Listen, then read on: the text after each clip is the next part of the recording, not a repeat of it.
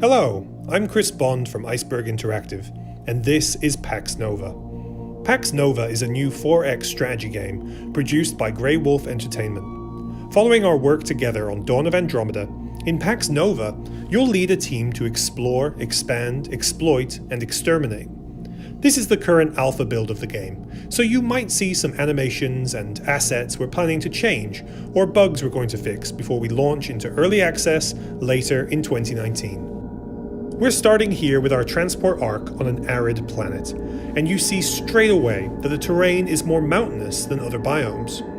Every game of Pax Nova begins with your colony exploring a planet, and your first quest will be to build your first city. Each hex has its own randomized attributes that make certain developments more advantageous than others, so you'll want to look around and choose an area that's full of these opportunities. This area looks good. You'll see we've got lots of benefits for farming, industry, and research, but we can't build here because it's on top of titanium, one of the strategic resources we can mine. One hex up from here gives us good access to that, so let's select it. When you complete quests, you'll receive a reward and begin a new quest. Now we have a city, Baldur. We need to advance it from level 1 to level 3. We can see all sorts of attributes we'll need to manage here. Citizens, prosperity, harmony, our financial balance, pollution, and defense. Citizens are the key to your faction's growth, and they'll populate over time based on your settlement's prosperity. Prosperity is influenced by factors such as food production, citizen unemployment, and pollution. Forests provide natural reductions to pollution, while districts we build can add to it. Over time, your city will grow and level up on its own once it reaches a certain amount of harmony. As a city levels up, its border will expand, and reaching specific levels will increase the city's rank, and with it the population of citizens and strength of defense. To start with, we've got one citizen, and they're unemployed, so let's give them something to do. We can spend our credits and turns to build new districts. A farming district can help us improve food production, so let's select that.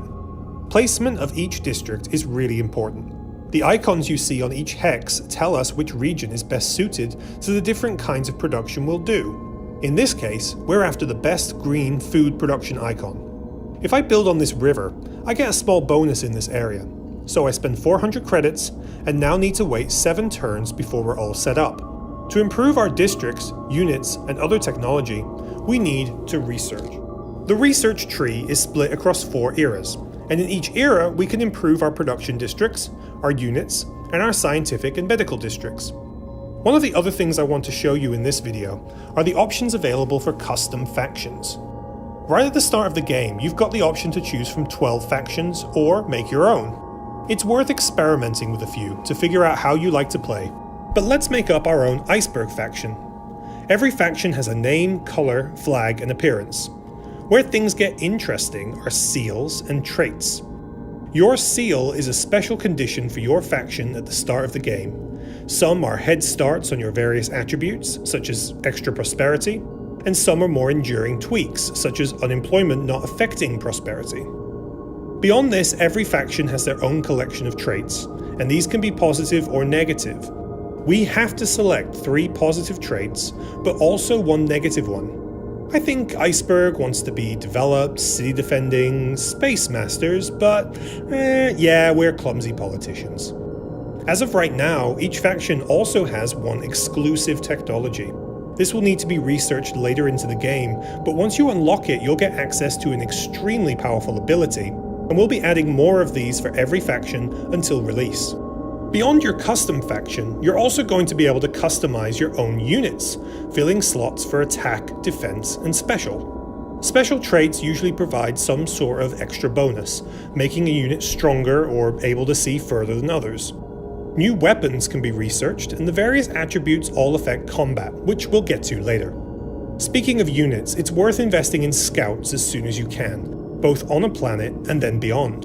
Scouts are a cheap unit to enlist, but weaponless, so having them auto-explore is most useful. You'll still be limited by the fog of war, but through scouting you'll get to encounter more factions for diplomacy and see where their bases are. Diplomacy is the backbone of any 4X game. And in Pax Nova, you'll encounter several other factions to make deals with and start wars. Here's what our relationship looks like with King Duosi from the Dynasty of Suns. This is expressed as affinity, respect, and trust. We can see that Duosi respects us. We've got better technology and have won against the dynasty in combat. This respect is going to help us negotiate later on. Our affinity and trust are bad though, mostly because we're currently at war. But we're charismatic. We've got an open border agreement and an enemy in common, so if we could just end the war, I think they'd like us a lot more. So let's speak to them and see if we can make that happen. I'm going to propose that we sign a peace treaty, and as we're winning the war, we're pretty certain they're going to accept this. But that certainty means we probably could make some other demands, such as their faction seal. If you remember, our faction seal gives us a special perk, and so does every other faction's. Taking other seals, either by force or trade, will bestow on us even more strengths, and if we were playing a seal victory game, collecting 60% of these would win the whole thing. Seals are super valuable, but asking for this has made our proposal unlikely to succeed. Let's sweeten the deal. I'm going to throw some credits at this too. Okay, that's probably too many.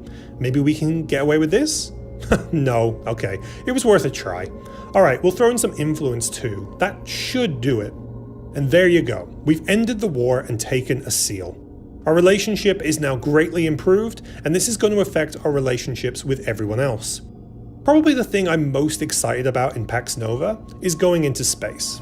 This is where you first realize how big this game is, and where you really get to start exploring. In theory, we can head down to any colonizable planet we find and start expanding our territory, but most of the time it's not that easy. Planets tend to be occupied with other factions, so that means you're going to have to invade and engage them in combat. Combat depends on a few factors. First, your surrounding territory can give your units a bonus, such as hills adding to your defense. Armor is weak against explosive weapons, but holds strong against kinetics, so you'll need to kit your units out differently depending on who you're up against.